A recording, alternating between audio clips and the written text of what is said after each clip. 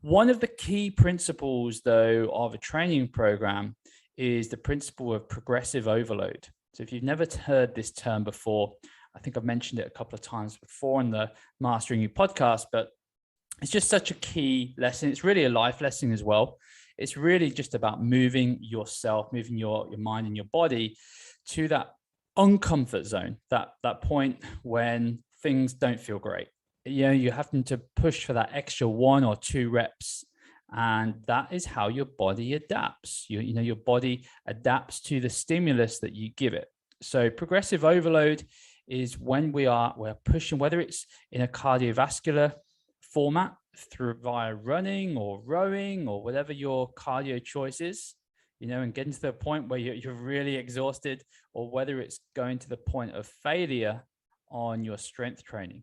We need to be pushing ourselves. If we're working within our comfort zones, you know, you unfortunately are not going to see the results that you want. And I've got to say, from working in and out gyms for many, many years, this is probably one of the biggest mistakes I see regular gym goers make.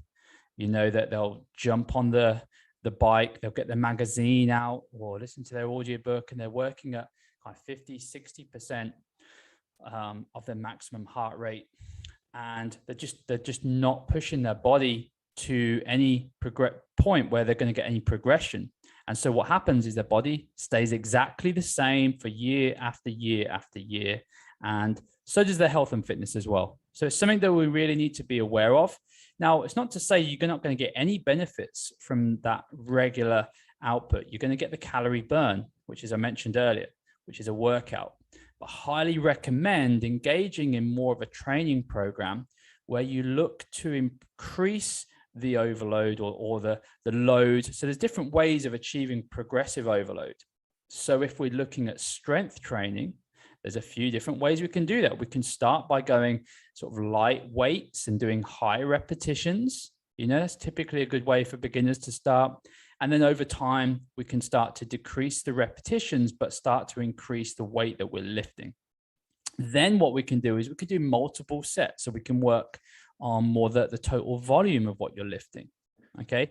And then we can make things even harder, and we can add some kind of more advanced lifts to the mix, whether it be some power moves, some Olympic lifting moves, and so on. And, you know, a good principle to add to your training regime is always a bit of recovery as well. A lot of people that really get into their training completely forget about recovery. So one of the things that we do at LPTs every sort of 7 weeks, we'll have a few recovery sessions, or sometimes a recovery week. And then we'll, after having a bit of a rest, we'll then test the body. We have a club challenge where we test our members' strength and fitness and cardio. And this is something you can do for yourself as well. Give yourself, whether it's sort of every 6 to 8 weeks, give yourself a testing day. But obviously you can set that test around the goals that you want to achieve. You know, if you're training for a marathon, then you don't need to be testing your strongest deadlift, really. Okay.